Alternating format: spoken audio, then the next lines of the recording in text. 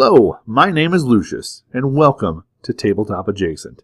This is a video series where I share my take on non-tabletop products that I think are awesome, and think that you probably will too. Today I'm going to talk about a game called Into the Breach. Into the Breach is a PC game released in early 2018 by Subset Games.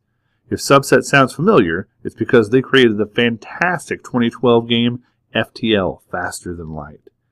I poured a ton of happy hours into that game, and if you haven't checked it out, I highly recommend it. It's a near-perfect intersection of a great concept and a phenomenal execution. Most importantly, it's a ton of fun. So you can imagine I was excited when I heard Subset was coming out with another game. Then imagine that the premise of said game is time-traveling mechs fighting giant robot monsters in a squad-level turn-based strategy game. Well, as a famous Leonardo once said, "You had my curiosity, now you have my attention." And also my money, too. I just wanted to give it to him at that point.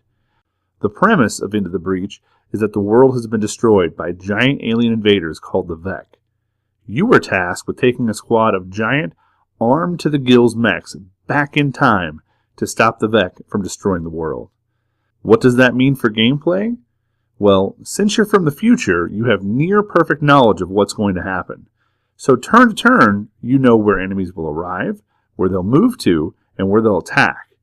If you've ever played a game like XCOM or Mordheim, the video game, and nearly threw your monitor across the room when a fantastic plan was ruined by a terrible roll from the random number generator, then this, my friend, is the game for you. There is no RNG. You'll be shown the exact consequences in terms of damage and enemy position of every single one of your moves before you commit to it. So you can try out a variety of things and see if it's going to work.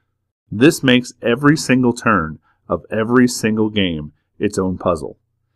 There's going to be an optimal solution to every situation you find yourself in, and you are given the tools to figure out exactly what that solution is. It's your job to not only find it, but also to be able to execute it, which is way easier said than done. When you do it, you're going to feel like the God King of Mecca. And when you don't, you're going to be left with nothing to blame but your own choices. No RNG to blame this time. It's all on you. Gameplay finds your squad tasked with clearing 4 islands of the Vec. Each island consists of several areas, each with their own challenges and rewards.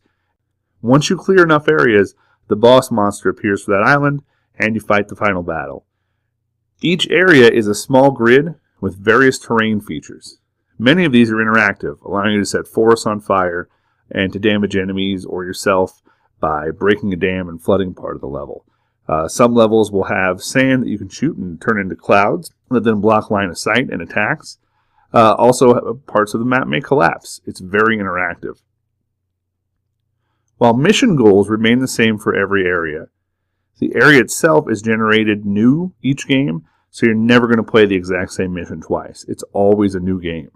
You also aren't going to find the solutions to whatever level you're playing on the internet, because nobody's playing the exact same game you are. Besides attacking to damage the Vec, many weapons will push Vec into adjacent squares. Most of your turns will be spent trying to figure out how to kill and push the Vec so their attacks don't hit anything important. Remember, you know exactly what they're going to do, you just have to find a way to stop it. You're going to feel especially awesome when you maneuver enemies so that they attack themselves or trigger some sort of environmental catastrophe and then damage themselves. You win each area by surviving a set number of turns. You can lose in 2 ways. 1. If your mechs are all destroyed, you lose. 2, and this is the big one, if you lose all of your grid power, you also lose. Grid power is basically your life bar for the campaign. It represents how many civilians are left alive in the world. When a Vec attacks an enemy square, or you attack it by accident, or sometimes on purpose because you have no other good choice, you lose civilians and you lose grid power, and you lose it quickly. It does not take many attacks to take you from high grid power to none at all. Worse, while you're surviving, mechs repair automatically between each stage. Grid power carries forward in its current state. So if you survived a mission, but the Vec killed a lot of civilians, you start the next mission with that decreased grid level. So poor performance in early levels can really screw you later.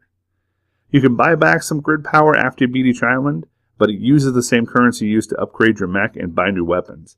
So yeah, you've got some tough choices pretty much all the time at every level on this game. There's no easy answer. Every mission will also have bonus objectives that will gain you various types of currency upon completion. Some of these are as simple as killing a certain number of enemies, while others require you to protect installations on the map. Some of those installations are interactive. One of the early missions have you protect satellites that are about to ready to launch, and when they launch, they actually blast adjacent squares, damaging things in there, which the game doesn't warn you about, of course. So there's all kinds of surprises as you play through.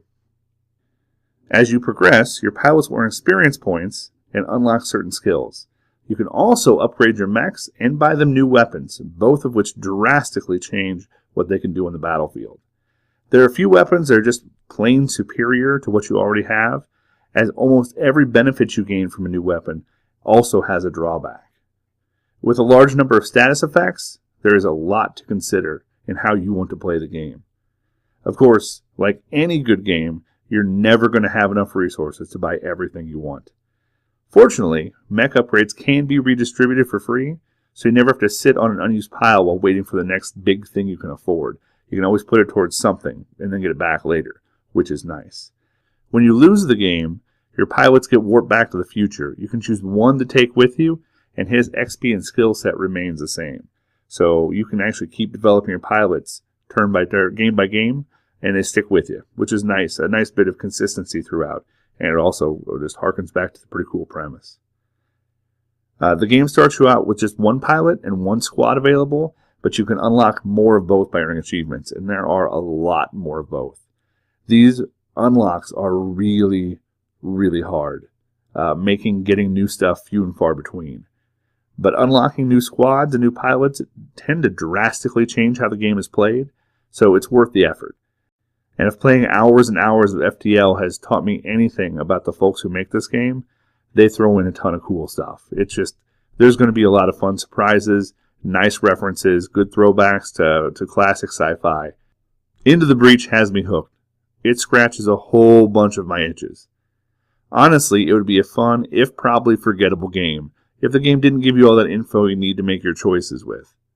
That simple addition alone adds a whole new layer on an old formula, and easily makes this one of the most fun and addictive squad-based strategy games I've ever played. So check it out, see if you agree, and tell me about it in the comments. If you like it, if you don't like it, if you think I got any of this wrong, just let me know. This has been Lucius for BattleShock's Tabletop Adjacent.